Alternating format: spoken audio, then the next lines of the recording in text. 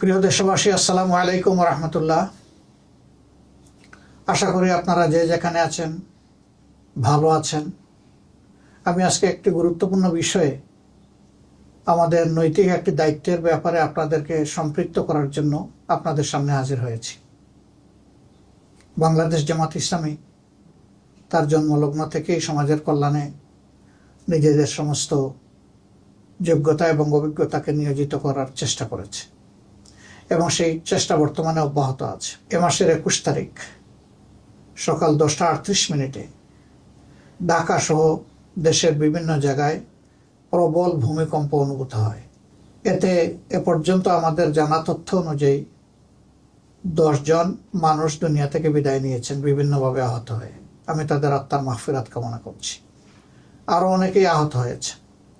কিছু সংখ্যক ঘরবাড়ি হেলে পড়েছে, কিছু সংখ্যক ঘরবাড়ি হেলে না পড়লেও তার ক্ষতি হয়েছে, কোথাও ফাটল ধরেছে, আবার কোথাও মানুষজন দারুণ ভূমিকম্প আতঙ্কের মধ্যে আছে।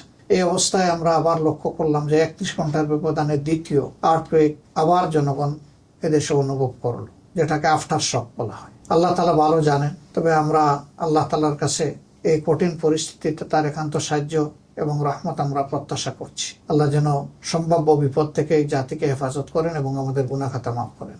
এক্ষেত্রে কৌশলগত সহযোগিতা দেওয়ার জন্য বাংলাদেশ জামাত ইসলামী দক্ষ প্রকৌশলীদের নিয়ে একটি কার্যকর টিম গঠন করেছে এবং এই টিম আগামীকাল থেকে তাদের কার্যক্রম শুরু করবে। আপনাদের এই সংক্রান্ত যে কোনো প্রয়োজনে আপনারা যদি এই টিমকে অবহিত করেন, তারা আপনাদের দরবারে হাজির হয়ে যাবে এবং আপনাদেরকে পর্যাপ্ত ও প্রয়োজনীয় সহযোগিতা দেওয়ার চেষ্টা করবে। কিভাবে কার সাথে এসে যোগাযোগটা হবে, গণমাধ্যম এবং সামাজিক মাধ্যমে আমরা তা অতি সত্বর আপনাদেরকে জানিয়ে দেবো ইনশাআল্লাহ।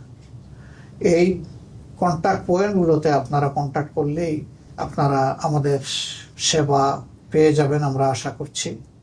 আপনারা যদি আমাদেরকে এই সেবার সুযোগ দেন, আমরা অবশ্যই কৃতজ্ঞ হব এবং আল্লাহর দরবারে শুকরিয়া আদায় করবো যে আমাদের প্রিয় জাতির জন্য আমরা কিছু একটা করতে পারছি।